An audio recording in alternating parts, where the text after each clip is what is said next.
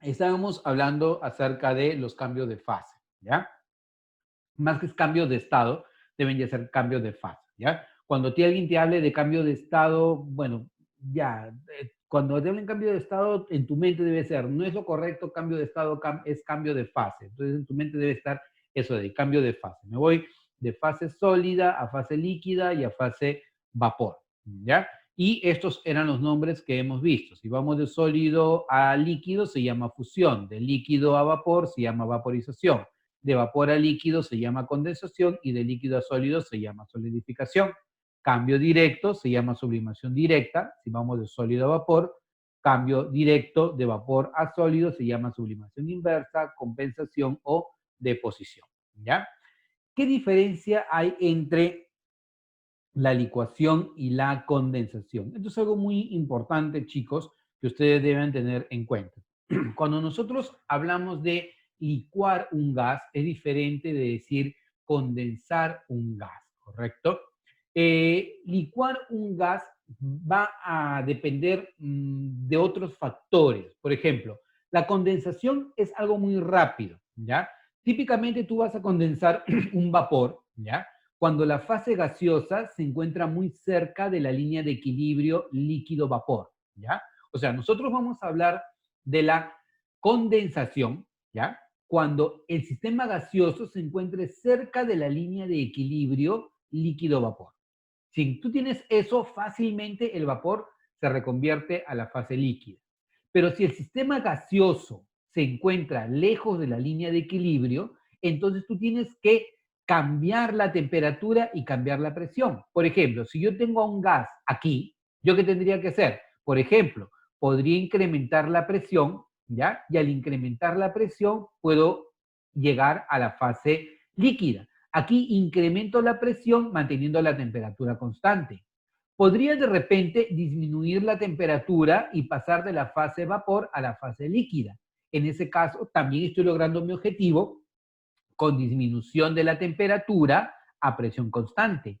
Pero yo podría hacer esto, venir hacia acá, y en ese caso estaría disminuyendo la temperatura e incrementando la presión para pasar de la fase líquida, de la fase vapor, a la fase líquida.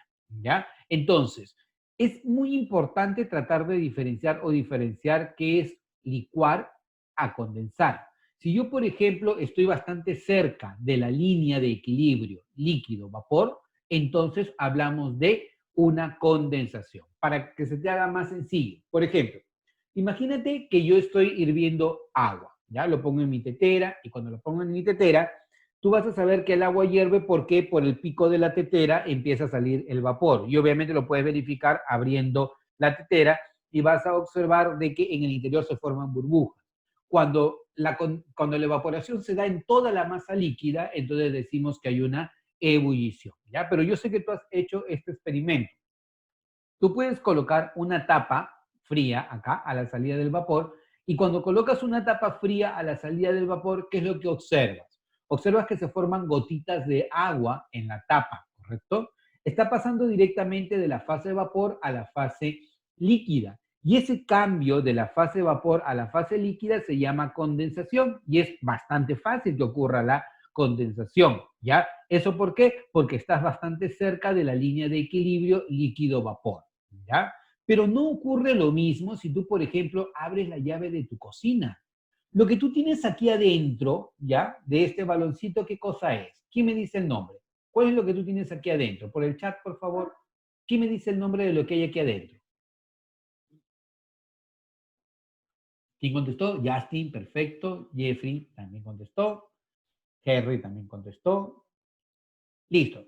La mejor respuesta es la de Justin, ¿ya? Es GLP, gas licuado de petróleo, que tiene en su composición propano y butano, aproximadamente 70% de propano y 30% de butano. Por eso muchas veces nosotros le llamamos gas propano, porque tiene mayor proporción de propano, pero en realidad tiene propano, tiene butano y tiene un gas que le da olor, ¿ya? El olor al azufre típico del gas es justamente un olor que se coloca para que tú puedas verificar si hay una fuga o no, ¿ya? Esto es gas licuado de petróleo.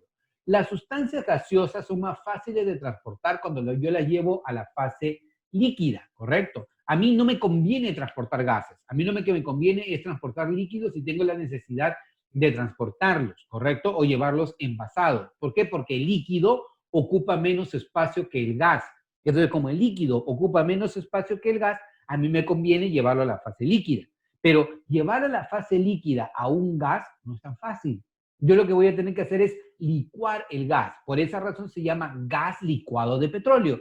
No es que al gas que estaba en el interior se le ha metido una licuadora y luego ha entrado en el interior, no. Licuar un gas significa que al gas tú le has aumentado la presión, has reducido la temperatura para poder hacer que el sistema gaseoso llegue a la fase líquida. Y cuando llegue a la fase líquida, tú lo vas a tener envasado acá. Si tú coges tu balón de gas y lo mueves, vas a sentir que hay un líquido en el interior. Y no es que te han engañado y alguien le echó agua en el interior, sino que a las condiciones internas de presión y temperatura, lo que está dentro es un sistema líquido, ¿correcto? Y cuando tú abres la válvula de tu cocina o abres la válvula del gas, lo que simplemente estás haciendo es comunicar el interior con el exterior. En el exterior la presión, ¿cuánto vale? ¿Quién me dice? En el exterior la presión, ¿cuánto vale?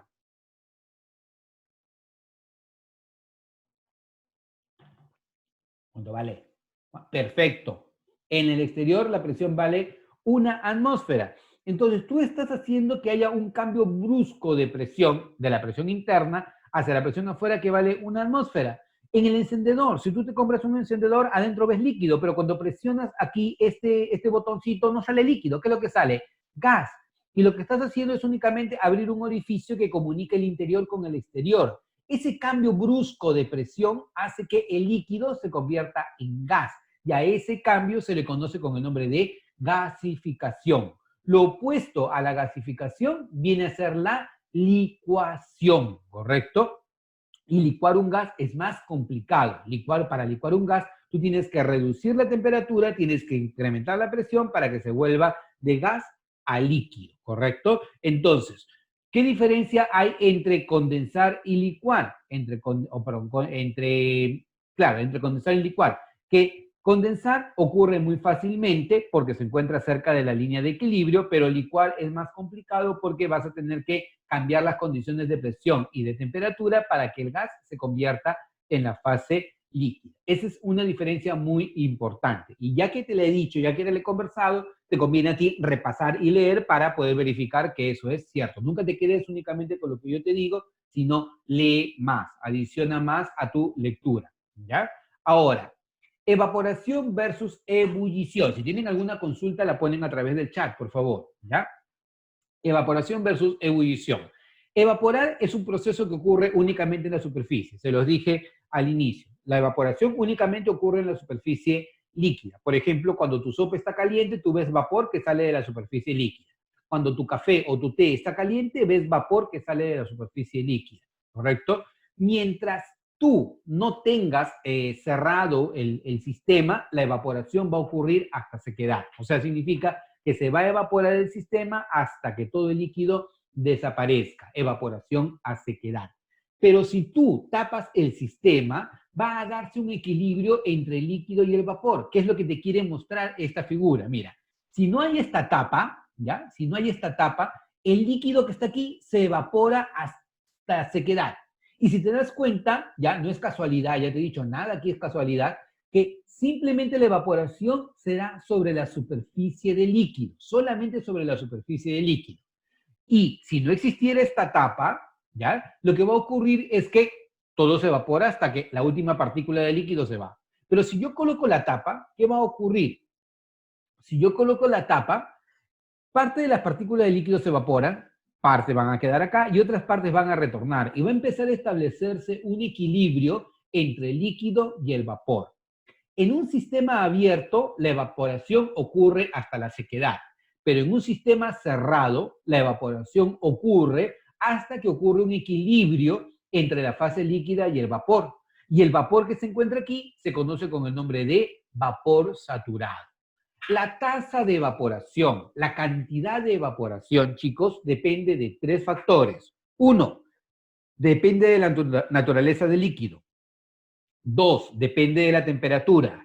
3, depende del área superficial, ¿ya? Te pregunto, ya por el chat, rapidito, ¿quién se evapora más rápidamente, el agua o el alcohol? Excelente. ¿Quién se evapora más rápidamente, el agua o la gasolina?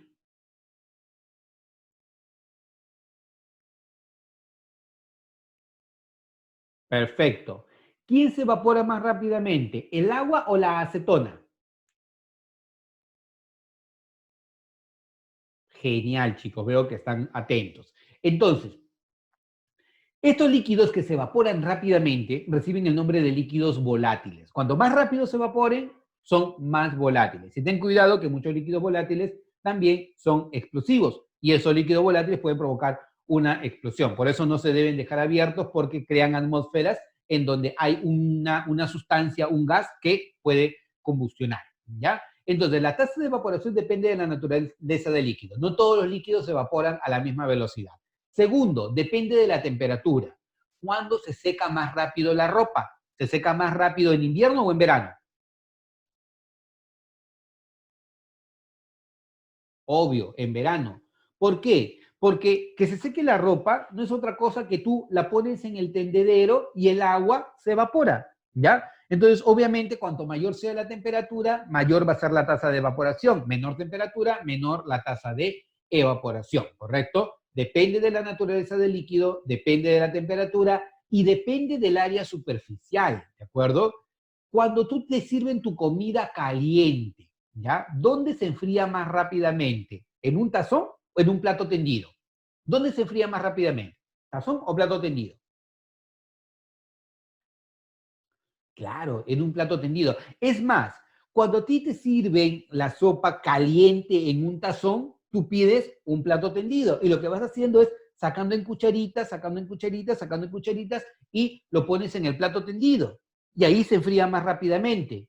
¿Tiene una lógica? Sí, sí tiene una lógica. ¿Por qué? Porque al incrementar el área superficial, estás incrementando la tasa de evaporación. Y al incrementar la tasa de evaporación, la evaporación es un proceso que arrastra calor. O sea, al evaporarse, le quita calor al líquido y entonces el líquido se enfría. Por ejemplo, si tú tienes fiebre, lo que puedes hacer es colocarte un paño con timolina o un paño con alcohol. Si tú te colocas un paño con timolina o un paño con alcohol, ¿ya? Tu cuerpo que está caliente le transfiere calor a la timolina o le transfiere calor al alcohol. El alcohol se evapora y al evaporarse el alcohol arrastra calor de tu cuerpo y tu temperatura baja, ¿correcto? La evaporación es un proceso que depende de la naturaleza del líquido, no se evapora a la misma velocidad el agua o la gasolina, depende de la temperatura, a mayor temperatura, mayor tasa de evaporación, y depende también del el área superficial. A mayor área superficial, también mayor tasa de evaporación. ¿Tú has visto los señores que hacen emoliente, cierto? Los señores que hacen emoliente, tú le dices, oye, yo quiero mi emoliente, no lo quiero caliente, lo quiero frío porque estoy apurado. Entonces, ¿qué hacen los señores? Los señores cogen el emoliente recontra caliente y cogen un par de vasos y hacen este proceso, ¿cierto? ¿Sí? Ahora, lo hacen y si es posible lo hacen lo más alto posible. ¿Por qué razón? Eso tiene una lógica también, ¿ya? Cuando el líquido empieza a viajar desde arriba hacia abajo, ¿ya? Está transfiriendo calor desde el líquido caliente hacia el aire que se encuentra a menor temperatura. Entonces, la transferencia de calor desde el líquido hacia el ambiente hace que el líquido pierda calor y cuando el líquido pierde calor se enfría y al enfriarse obviamente adquiere la temperatura que tú deseas para poder consumirlo. O sea, parece que algo fuera muy gracioso, pero en realidad tiene bastante ciencia eso de ahí y tiene una ciencia que es la transferencia de calor. Por eso se reduce la temperatura. Eh, y le echas agua fría al caño, ya sale vapor. Ah, me pregunta Justin, dice, cuando una olla caliente le echas agua fría del caño y sale vapor. Eso, bueno, es porque les está ocurriendo rápidamente un cambio de temperatura, ¿no? Sí, esa es la evaporación. Excelente, Justin. Sí, ese proceso se llama evaporación. Entonces, ahora, aquí estamos hablando de la evaporación. La ebullición, ojo, la ebullición es una evaporación que ocurre a presión y temperatura constante. ¿ya? Cuando hay una ebullición, la evaporación ya no solamente ocurre en la superficie, ocurre en toda la masa líquida. Por esa razón es que se generan partículas de gas en el interior y ocurre a una presión constante. La ebullición va a ocurrir cuando la presión de vapor de líquido se igualó a la presión externa. Entonces ya nada le impide que haya ese cambio de fase y por lo tanto toda la evaporación ocurre desde el líquido hacia el exterior. Entonces, ¿cuándo vas a decir que hay ebullición? Vas a decir que hay ebullición cuando la presión de vapor del líquido se igualó a la presión externa. ¿Y cómo te das cuenta que ha habido ebullición? Ocurre siempre la ebullición a una presión y a una temperatura constante. Y es una evaporación en toda la masa líquida. La evaporación solamente ocurre sobre la superficie, pero la ebullición ocurre en toda la masa líquida, ¿correcto? Eso viene a ser. Los gases se licúan, los vapores se condensan, obviamente. Sublimación, ¿ya? Sublimación directa, sublimación inversa, ¿ya? Cuando hay sublimación directa, pasa directamente de sólido a vapor sin pasar por la fase líquida. Ejemplo, el yodo, mira, el yodo se puede sublimar y sus vapores son de color violeta, ¿ya? Pero si yo colocara algo frío acá, ¿ya? Entonces el vapor nuevamente se reconvierte en sólido y es lo que está pasando de este lado. Si tú ves, mira, ve, aquí este moradito, que espero que lo puedas ver en tu computadora, ¿ya? Este moradito es el vapor del yodo, que ha entrado en contacto con esta superficie fría porque acá arriba he puesto un trozo de hielo. Entonces se reconvierte el vapor en la fase sólida. Esto es sublimación inversa, también llamada deposición o también llamada compensación. ¿Quiénes típicamente tienen sublimación directa? El alcanfor, el hielo seco, la naftalina, tienen procesos de sublimación directa. Y sublimación inversa, por ejemplo, lo típico es la formación de la escarcha, la nieve, la formación de la escarcha es ejemplo de sublimación inversa. ¿Ya? Continuemos. ¿Preguntas hasta acá? Porque ya estamos entrando a la parte final. ¿Preguntas hasta acá? ¿Preguntas, consultas, comentarios?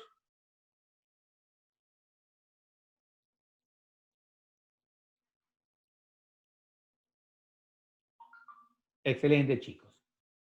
Listo. Entonces, vamos entrando a la parte final de la parte teórica, ¿ya? Propiedades de la materia. Las propiedades de la materia se pueden clasificar en grupos, ¿ya? Podemos hablar de propiedades generales o propiedades particulares. Una propiedad general, como su nombre lo dice, es general para toda la materia. Toda la materia tiene esa propiedad. Y una propiedad particular no la tiene toda la materia, la tienen algunos tipos de materia. Por ejemplo, ¿cuáles son las dos propiedades características que tiene la materia? Masa y extensión.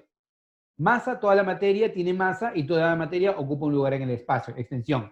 Y a ese espacio se le conoce con el nombre de volumen. Por lo tanto, la masa y la extensión son propiedades generales de la materia, ¿ya? Entonces, ejemplos de propiedades generales: la masa, la extensión, la indestructibilidad. La materia no se crea ni se destruye, solo se transforma.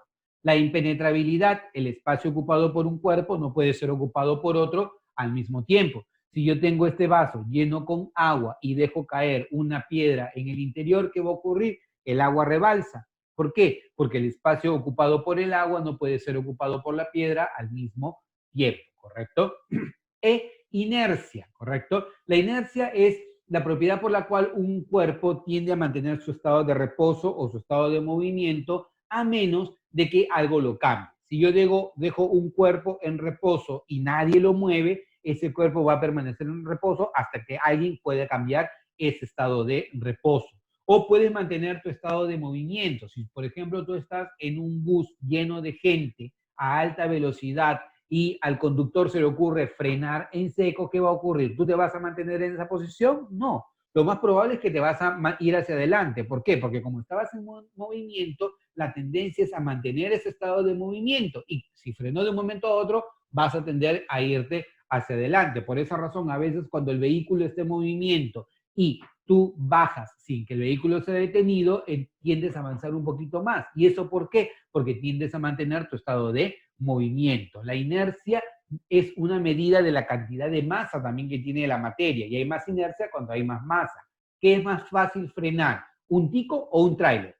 ¿Qué es más fácil frenar? ¿Un trico o un tráiler? O más fácil, ¿qué es más fácil frenar? ¿Un auto o el Metropolitano?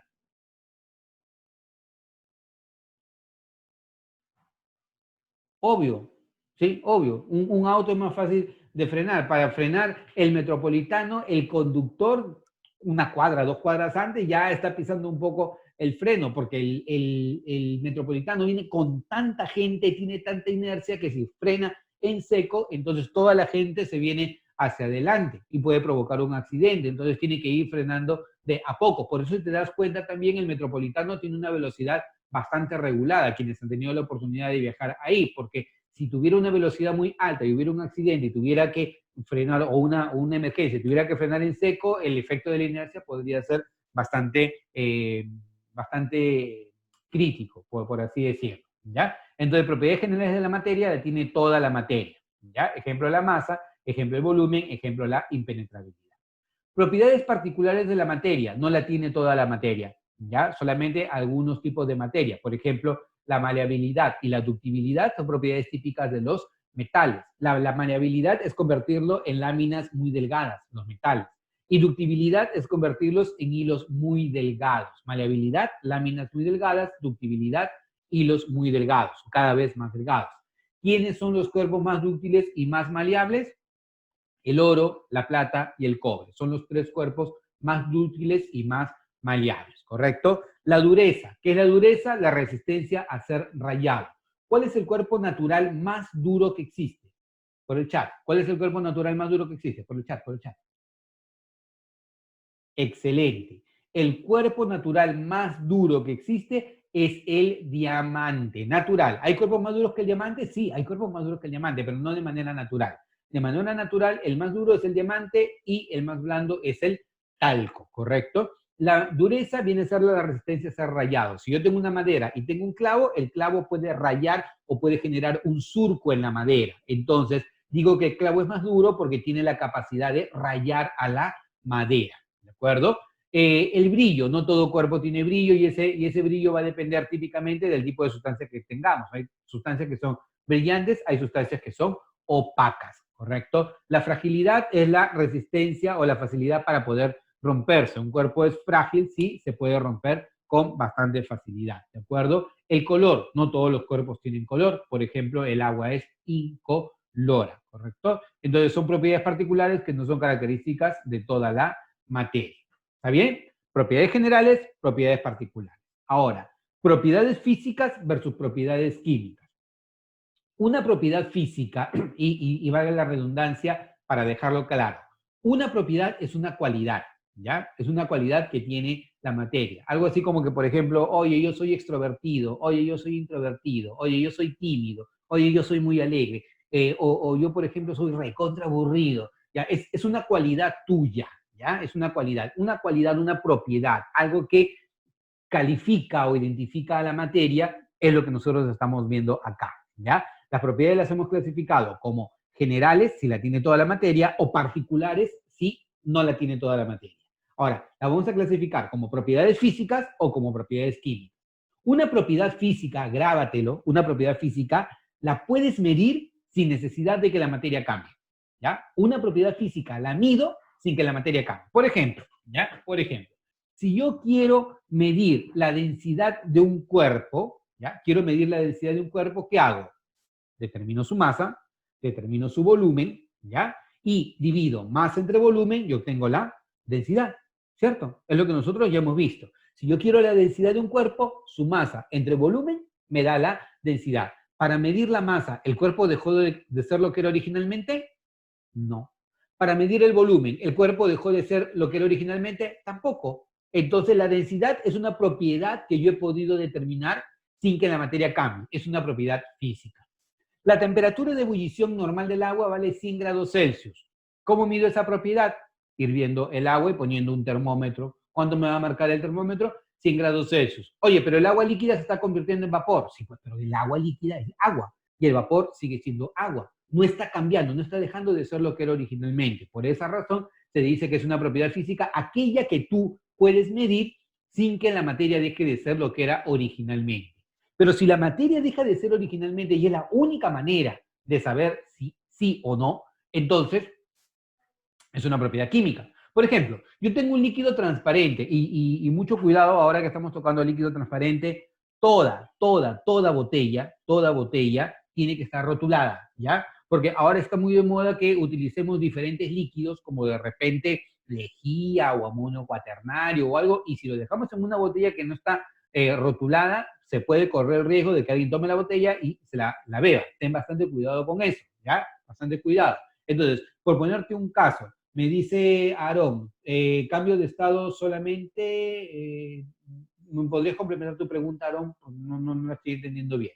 En el caso, por ejemplo, de un líquido, imagínate que yo tengo un líquido, ¿ya? De color transparente. Y yo digo, oye, ¿y este líquido es un líquido inflamable o no es un líquido inflamable? ¿Cuál es la única manera de saber si un líquido transparente es inflamable? Acercándole algo encendido, ¿no? Un palito de fósforo encendido o un encendedor y se ve que se enciende rápidamente, entonces es un líquido inflamable, combustible. Pero ya no voy a retornar a lo que era el líquido. Ya el líquido reaccionó químicamente y se ha convertido en nueva sustancia. Medir la inflamabilidad o la combustibilidad de una sustancia es una propiedad química. ¿Por qué? Porque la única manera de poder saber si es o no es provocando un cambio químico en la sustancia. Entonces, en este caso, por ejemplo, la combustibilidad, la corrosividad o de repente la inflamabilidad, la acidez, la basicidad, son propiedades químicas de la materia, que solamente puedes saber si son o no a través de un cambio químico, ¿correcto?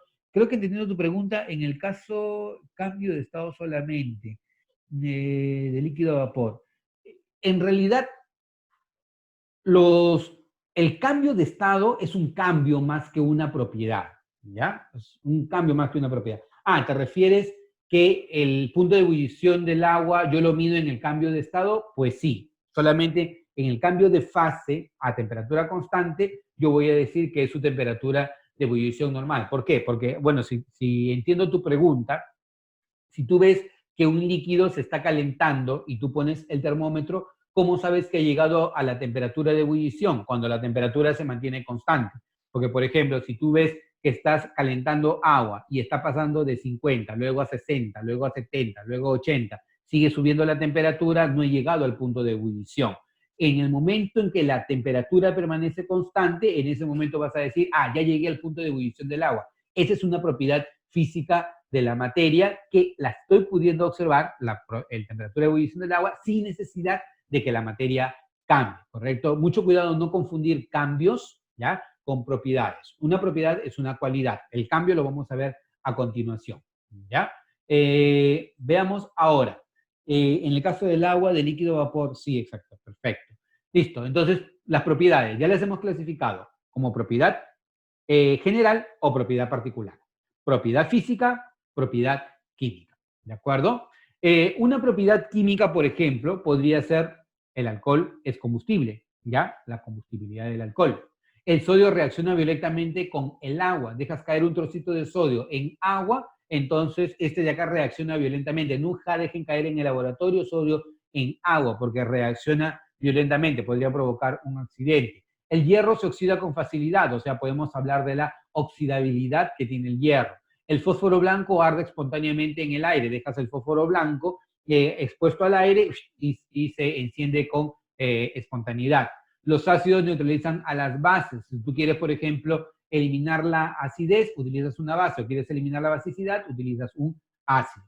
Y el zinc desplaza el hidrógeno cuando forma ácido clorhídrico, o sea, dejas caer el zinc en ácido y se van a empezar a formar burbujas. Esas son propiedades físicas, ¿correcto? Ahora, otra forma de clasificar a las propiedades es clasificándolas como si fueran propiedades intensivas o propiedades extensivas, ¿ya? Una propiedad intensiva no depende de la cantidad de materia. Una propiedad extensiva depende de la cantidad de materia. Intensiva no depende, extensiva sí depende. Una propiedad intensiva no es aditiva, no se puede sumar. Una propiedad extensiva sí se puede sumar. Una propiedad extensiva es, por ejemplo, la masa o el volumen. Una propiedad intensiva es la densidad o la temperatura de ebullición. ¿Puedo sumar masas? Sí. ¿Puedo sumar volúmenes? Sí. A más materia, más masa. A más materia, más volumen. ¿Puedo sumar densidades? No. ¿Puedo sumar temperaturas de ebullición? Tampoco. ¿Más materia, más densidad? No. ¿Más materia, más temperatura de ebullición? No. Las propiedades intensivas no son aditivas, las propiedades extensivas sí son aditivas, ¿de acuerdo? Se pueden sumar. Una propiedad extensiva no me permite identificar a la materia. Una propiedad intensiva sí me permite identificar a la materia. Por ejemplo, si yo te digo, tengo un líquido transparente de densidad igual a 1, de temperatura de ebullición normal 100 grados Celsius, ¿de quién puedo estar hablando? Un líquido transparente de densidad igual a 1 y de temperatura de ebullición normal 100 grados Celsius. ¿De quién podría estar hablando? ¿De quién? Del agua. Al decirte líquido transparente, te estoy dando una propiedad intensiva, el color, es incoloro. Densidad, 1 gramo por mililitro, otra propiedad intensiva, la densidad. Temperatura de ebullición normal, 100 grados Celsius, te estoy dando otra propiedad intensiva. Las propiedades intensivas permiten identificar a la materia. Punto muy importante, ¿ya? Y esto grábatelo. Toda propiedad química es intensiva. Toda propiedad química es intensiva. Y segundo punto, la relación entre dos propiedades extensivas me da una propiedad intensiva. Ejemplo, si yo divido masa entre volumen, masa es extensivo, volumen es extensivo, masa entre volumen extensivo sobre extensivo, me da una propiedad intensiva que viene a ser la densidad. ¿De acuerdo? Entonces, eso con respecto a las propiedades intensivas. Las propiedades extensivas son aquellas que dependen de la cantidad de materia. No se pueden sumar, se pueden sumar, son aditivas, pero no me permiten identificar a la materia. Por ejemplo, la masa y el volumen son propiedades extensivas. Y ahora, a lo que creo que por ahí había llegado Aarón, ¿ya? Cambios o fenómenos, ¿ya? A diferencia de una propiedad que es una cualidad, un cambio es como su nombre lo dice, es un cambio, algo que le ocurre a la materia, ¿ya? Y estos cambios o fenómenos yo podría clasificarlos en dos grandes grupos. O es un cambio físico o es un cambio químico, ¿correcto? Los cambios físicos son aquellos que, como su nombre lo dice, son cambios en donde la materia no pierde su identidad, ¿ya? Por ejemplo, la dilatación de los metales, ¿ya? Dilatar un metal significa que el metal, por efecto del calentamiento, incrementó su volumen, pero no cambió su masa, ni tampoco dejó de ser lo que era originalmente. Entonces, es un cambio físico. Evaporación del alcohol. El alcohol líquido es alcohol, el alcohol en vapor sigue siendo alcohol. Ha ocurrido un cambio de fase. Todos los cambios de fase son cambios físicos. La fusión del oro, la trituración de una piedra, la sublimación del hielo seco son cambios físicos, ¿correcto? En cambio, los cambios químicos son aquellos que ocurren cuando la materia deja de ser lo que era originalmente y se convierte en algo nuevo.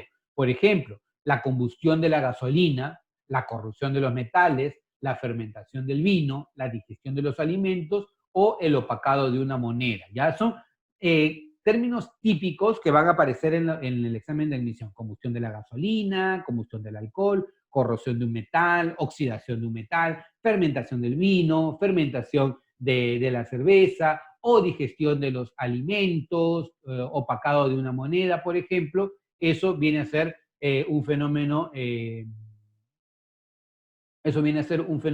o un cambio químico.